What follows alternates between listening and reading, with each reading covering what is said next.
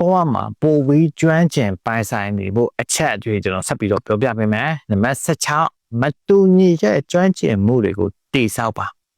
နံပါတ်19တခြားသူတွေကိုကျင့်တာပါ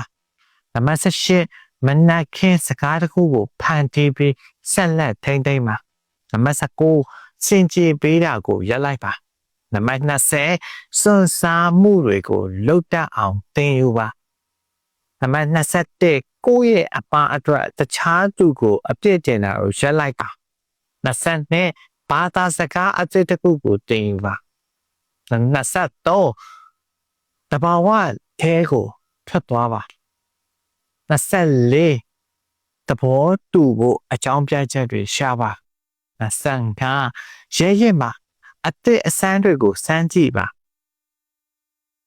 26ကိုယ့်ရဲ့အာရုံစုဆိုင်မှုကိုလေ့ကျင့်ပါ